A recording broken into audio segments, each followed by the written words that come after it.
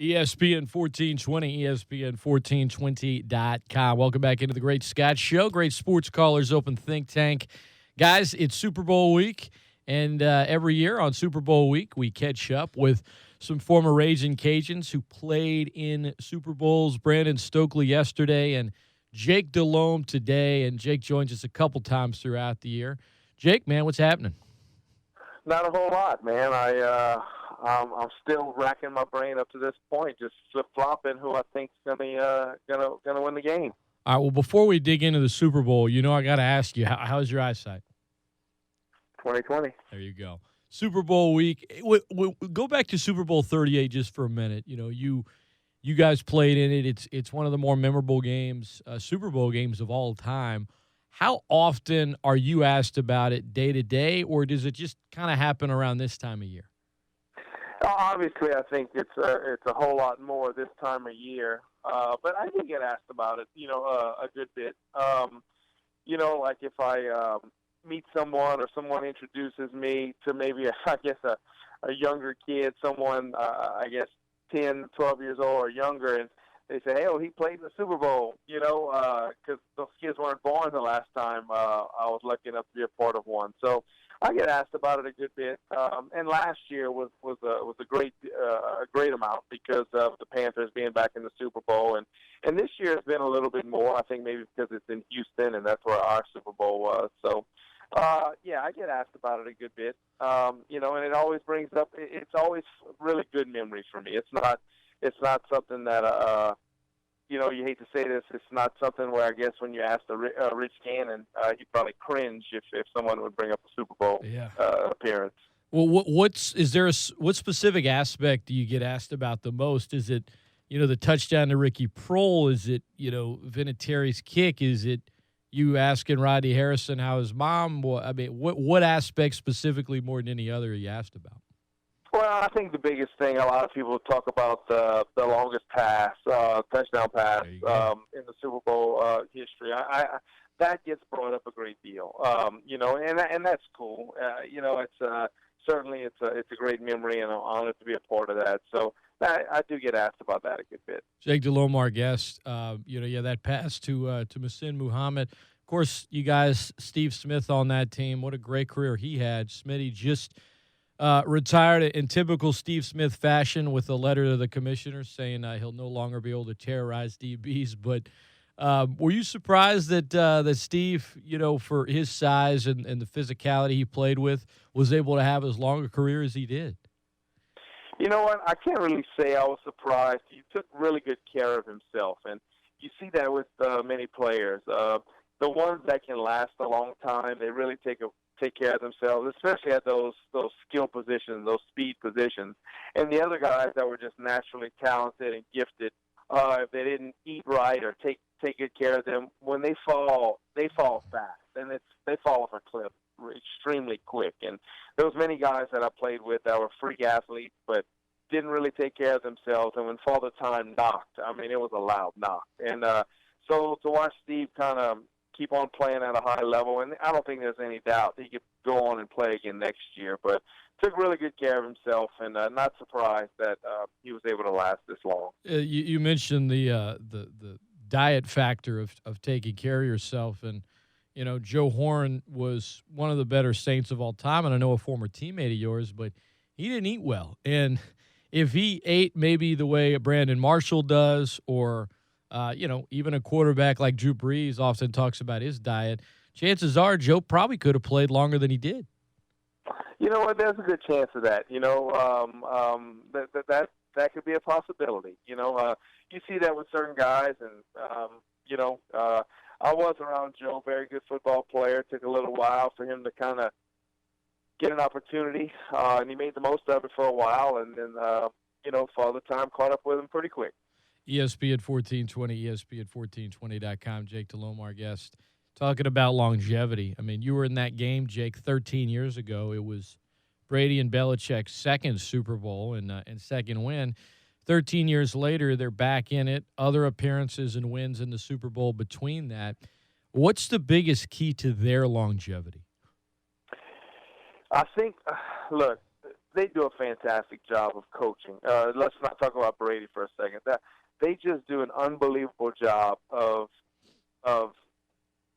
every stone is unturned. I mean, they know everything going into a game. I played for 1 year for Mancini up in Cleveland. So obviously Mancini was a Belichick disciple, and my offensive coordinator was Brian Daboll. Brian is the tight end coach for the New England Patriots, and he's been with Belichick like 17 out of Brian's 20 years coaching in the NFL has been with Belichick. So they do a fantastic job of making sure everybody knows everything that's going on, and a lot of it has to do with personnel, with matchups. Okay, how can we do this? Every situation will be uncovered. You remember a couple of years ago, Baltimore and New England in the playoff game, and the uncovered lineman and the uncovered receiver, who's eligible, who's not eligible, and Baltimore had a fit. Those little things New England constantly is working on and trying to perfect, and they'll go over it and over it again. And at the right and the opportune time, they're going to run it, and they're going to do it. And that's something that just comes from coaching. I mean, you look at this year's team for New England. Can you name the guy who's leading the league, the team in sacks? Nope. You can't. Yes, it's 7. I think the guy's last name is Franks. I don't even know who he is. You don't even know who this person is, and it's 7. So it's not like they have this dominant pass rush and things like that. They just got players they can plug in. Like you take Patrick Chung, the safety. He's failed at other places that he's gone, but in New England he thrives because they ask him to do so many different things. He'll play safety one play. Next thing you know, he's covering a tight end the next play. The next thing he's going to be a deep half safety on this play. Then he's going to come cover a running back down the field. They take these players, these cerebral players, they put them in position to make plays, and they expect these guys to make the plays, and these guys do it, and they relish in those roles, and they just do a great job. And so it truly is amazing what Belichick has done over the course of time, and he can kind of recycle some coordinators and just bring somebody else up, or you look at a guy like Chris Long, played for many years, didn't win any games with the Rams. Well, they want to go be a part of a winner, so you get somebody who's still a hell of a player at a low price. So it's absolutely amazing that they're still playing. And then Tom, it's like you haven't seen him slow down at all. 39 years old, pretty maniacal in the way that he takes care of his body and what he eats or doesn't eat and things like that. And just the steady play that he's played year after year after year. I really thought losing Gronk middle of the year would have hurt them a little bit more than it has. But then here comes Chris Hogan, really start to evolve. So yeah, they just do a great job, and Tom makes those guys good. He had one all-star wide receiver that he's probably ever played with, and that was Randy Moss. And they went, what were they, 19-0 or 18-0, and then losing the Super Bowl. So he's never truly had that stud receiver, but he just makes everybody around him so good. Jake Delhomme, breaking it down, you mentioned the longevity, the coaching, and a lot of what you were describing, Jake, just sounds like good organization, very organized. And having played with some different franchises yourself, how much do you think leadership at the top, organization at the top in terms of ownership really has so much to do with winning or losing on Sunday? I think it has. I really, truly believe it has a lot to do. I've played for a few different franchises, and you can tell when you walk in a building the way things are run from the top down. What kind of culture does it have? What kind of culture is created there? I truly believe that. I know in Carolina we had a very good culture, and it started from the top down with the owner. That was just it was set in place. The people he had working in certain departments, and everything was run a certain way. And then I went to Cleveland for 1 year, and you knew within 5 minutes of walking in the building that, okay, this place is just from the front office to the players to everything about it. There was no structure. There was no unity. There was no there was no team spirit. It just, you could just feel it. It just wasn't there, and obviously it still hasn't been there. I only spent 7 weeks in Houston when I was finishing up, but that organization was run very similar to me, like Carolina. You know, there was a owner that was involved, but not heavily involved, meaning he wasn't all about himself and all about the show, so to speak. But it was a structure in place, and that's why they've had some success. Obviously, they haven't won it all, but they're in the playoffs. They're in the playoffs every year, and they have a good program. They're just kind of missing a quarterback to making it all work for them. I'm going to follow up on that quarterback point in just a minute, Jake, but the Saints, playing for them, getting your chance. A lot of folks point out that Tom Benson certainly changed when the team came back after Katrina, whether it be his spending habits, just his outlook on life, whatever it might be. But they were changed. He hired Sean Payton, and they signed Drew Brees. But I guess what I was getting at was, where was the organization in terms of organization, if you will, organized? Where was that structure when you played with the Saints? How was it? Well, look, my first 3 years, Coach Ditka was the coach, and I'm going to be quite honest. You know, I was there a little bit during the season, then I would get sent to NFL Europe. So I had 2 off seasons where I was living, you know, overseas. I wasn't going through the off season, and then hurry up, come back, go to camp. And I think a lot of it has to do with maybe the head coach. And Coach Ditka, there was no cohesiveness, so to speak, on that team. And then Jim Haslett came in, and I thought he did a fine job of turning the culture around the first year. The guys walked around on edge. I mean, there was an edge every day. There was an expectation every day. And we won the division that year. We won the first playoff game in Saints history that year. And then the next couple of years after that, maybe I just felt, I don't know, Jim, and I was young too. I was still learning the NFL. Got a little too friendly with some of the players, and was too worried about the grass is greener, always getting someone else instead of keeping certain guys that, okay, they might not run like a wide receiver. He might be a 4-5 guy, but this guy can run a 4-3 something. Yeah, but he doesn't know the plays. He can't learn a playbook, and he's not a good person. He's not going to help you. I think we got kind of caught up in those situations, and we lost true core, meat and potatoes guys that can truly kind of keep a team together. And I think that hurt Jim. And he kind of became friendly with the players, maybe a little too much, really worried a little too much about what the media was thinking. And it affected us instead of him just coaching and holding everyone accountable. I think there was some outside influences that, that didn't help. And ultimately it led to him getting fired, and then they bring in Sean, and they bring in Drew, and it was just a marriage really just kind of made in heaven, so to speak. It certainly was. Jake Delhomme, our guest, ESPN1420 and .com. You know, you described the Haslett era.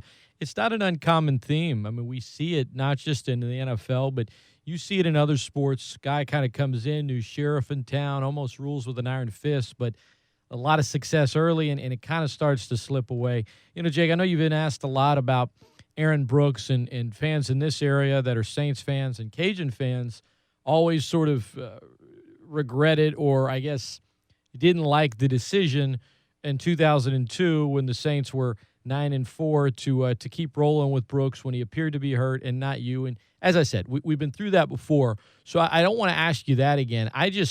I want to ask you one question about Aaron Brooks, because while you went on to Carolina and had a longer career and had more success, I mean, whether you want to admit it or not, it's true.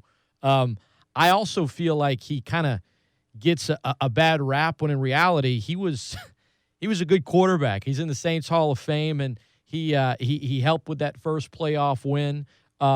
So your experience with Aaron, what was he like as a player, and do you feel like maybe he's not appreciated as much for whatever reason, whether he would smile? And look, I didn't like that he'd smile after a touch, after an whatever it might be. I didn't like that, but I also didn't let it block my judgment of, okay, yeah, but he still made things happen. I didn't like that they went with him instead of you, but I think other factors have kind of got a lot of people to remember Aaron Brooks in such a negative. They remember the negative things that he did on the field or whatever they might think he did, after a pick. And I think a lot of the good things he did, it's kind of like it never happened for a lot of the Saints fans.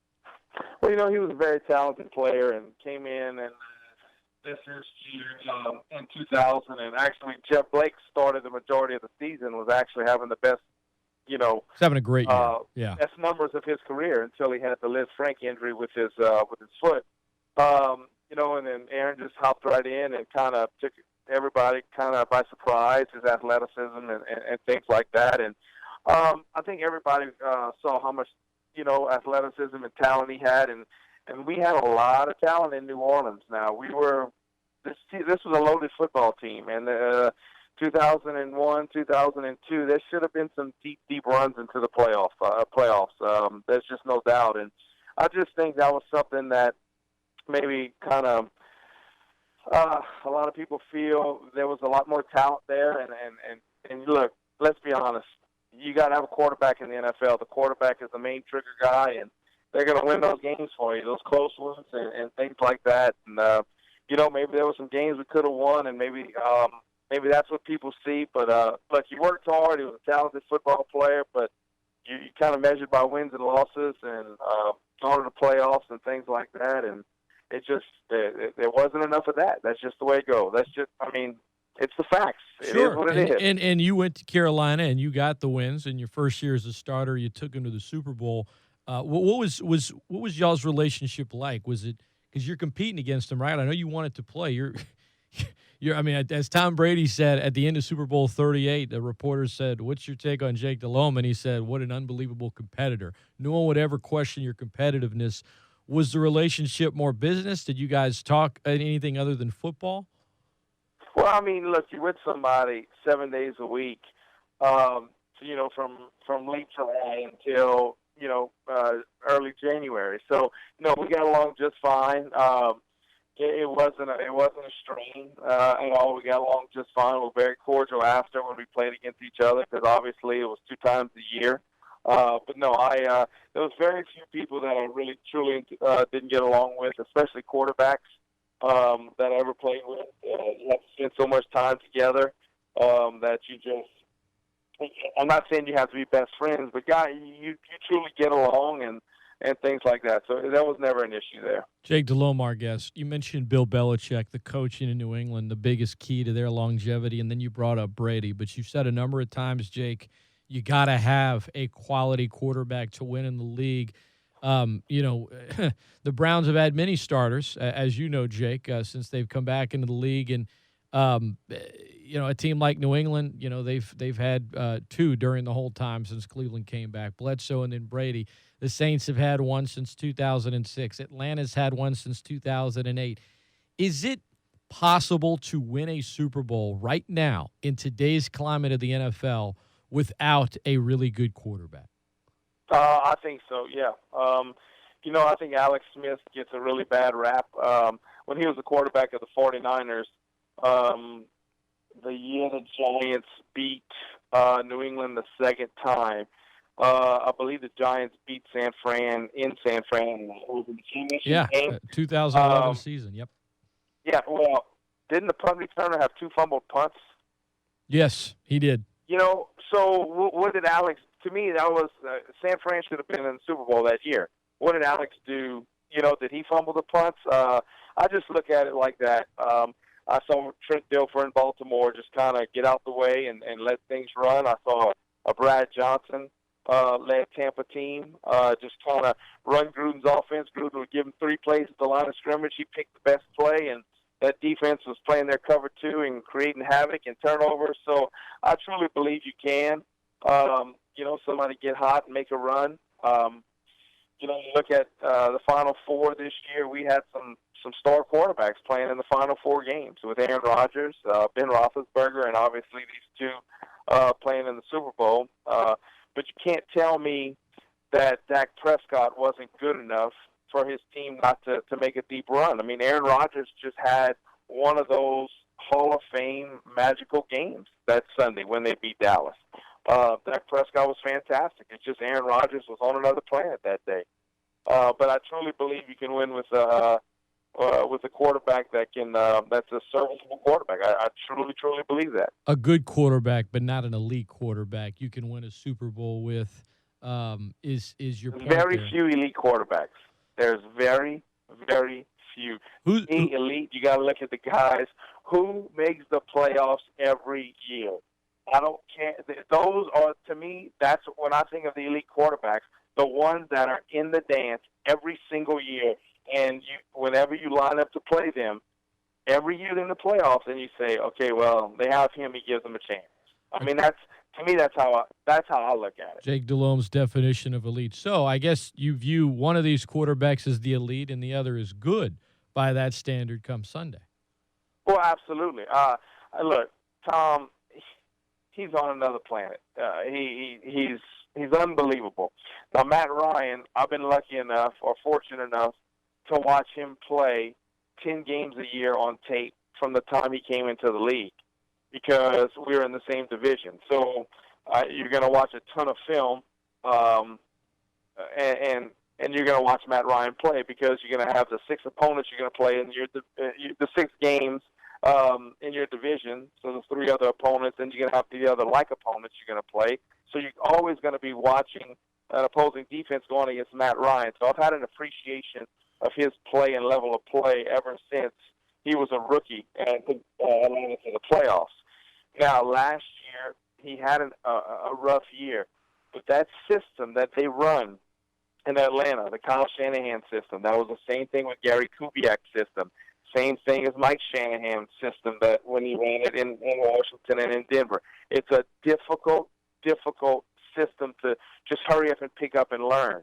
The verbiage is extremely large. I mean, it's just long play calls, the volume of play calls, and just getting it's almost backwards to many of the plays that you've run from different systems. I know the 7 weeks I spent in Houston, it was one of the hardest because it's a different system.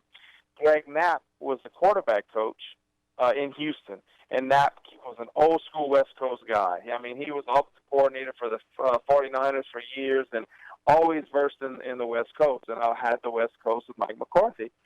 And when I got there, I was like, Knapp, this is something that I've never – he goes, Jake, it took me a year.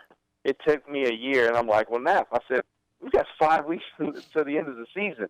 He said, well, we're going to grind it out. That's all we can do. We're going to grind it out.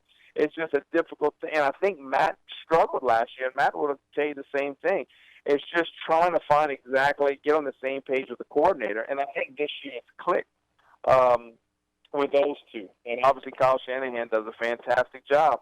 If anybody deserves a job this year, a head coaching job for their coaching duties on the field, I would say it's definitely Kyle Shanahan. A-plus analysis from Jake Delhomme, our guest here, ESPN1420 and .com. All right, Jake, this Super Bowl, you and I chatted yesterday. I saw you and said kind of going back and forth. You don't really have a read. What about today? Games in a couple days. Where are you leaning?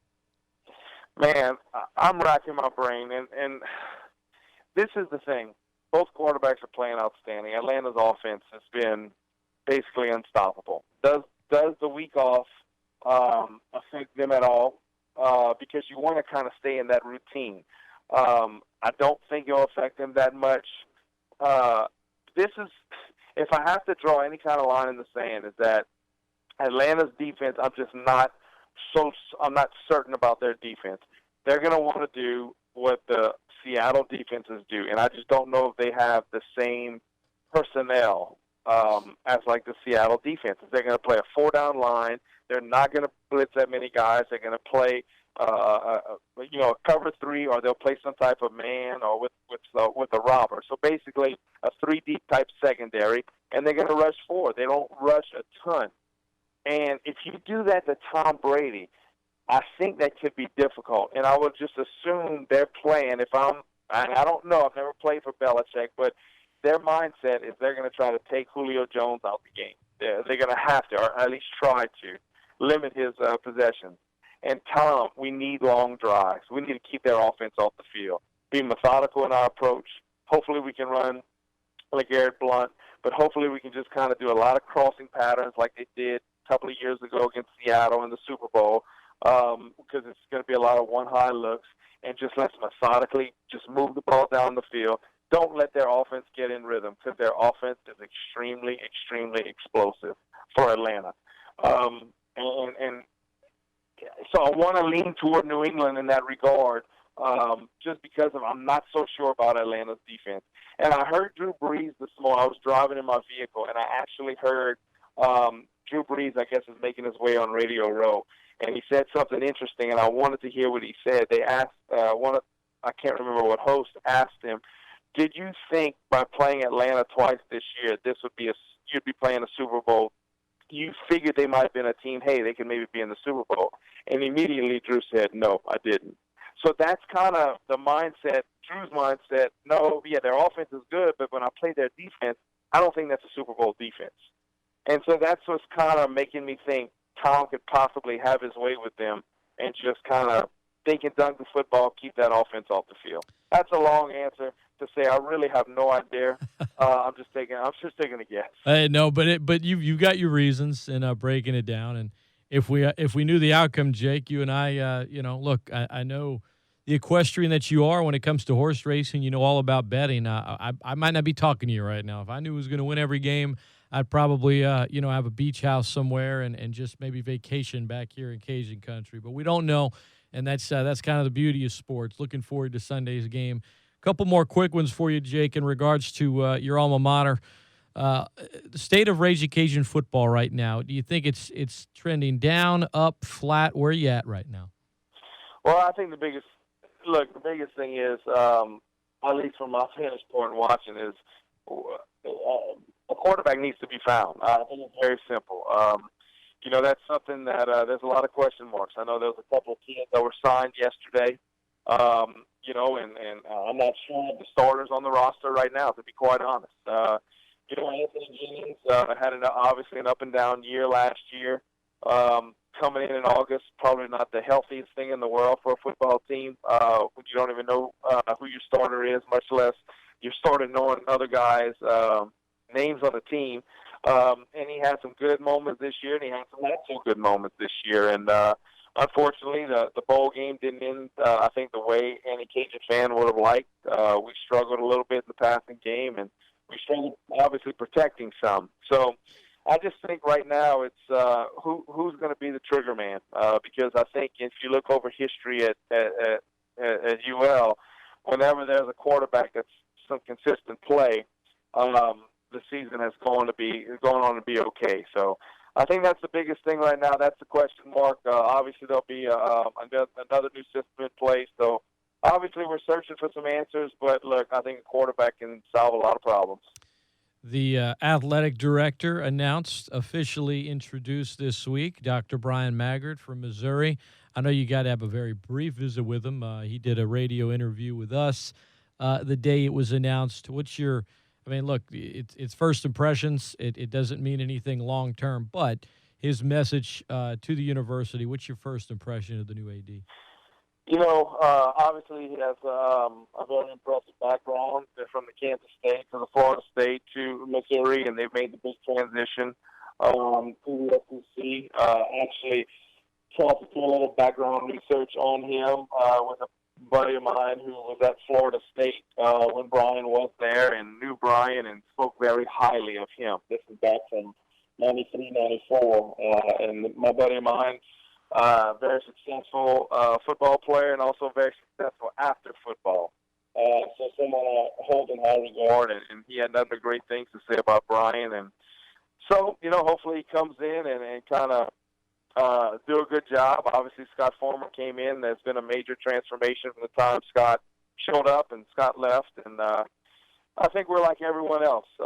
You come in here, you make yourself kind of open to the people here in South Louisiana, friendly, and work your tail off. And if you need help, don't be afraid to ask. And that's kind of how everyone is, in this area. I think people in this area thrive off of someone that wants to come in and dive into this community and be all in. So hopefully he'll come in and do a good job. He certainly seems like he's eager. Press conference seemed great yesterday, but it's yet to be seen. But, it seemed like he did a good job yesterday, and we'll see where it goes. It was a busy day, signing day as well, Jake. when you played at Turlings in high school, what was your signing day like? Well, let's see. Class, if you went to the library, I might have signed my letter of intent in the library. And then probably basketball practice that afternoon, and that was about it. I can't say I had the hats placed down in front of me or the shirts underneath another shirt underneath another shirt. It was a very honor to receive an athletic scholarship, and that was it. What's your favorite sports movie? Favorite sports movie? Gosh, that's a difficult one. Hoosiers is always up there. I love Hoosiers. Golly, some of the Rockies too, man. Rocky 2 is probably my favorite of the Rockies. Let It Ride. It's a horse movie about gambling. It's classic. Casey's Shadow. I've got a few. I heard Matt Ryan's favorite Rocky movie is Rocky 5. Does that make you like him less? All right, I'm kidding. I didn't hear that. But if it was true, would it make you like him less? It was.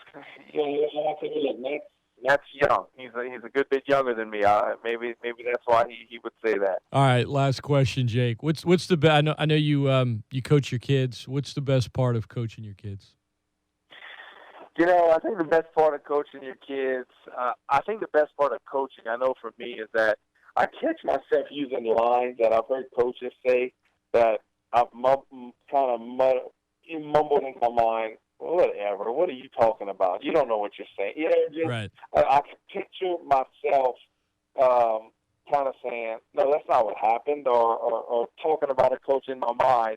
And I picture and here I am telling the same thing to these kids. So you just want them to succeed so much and do well, and you realize, oh my gosh, did I not listen to a coach when they put in a certain play, or did I not do this?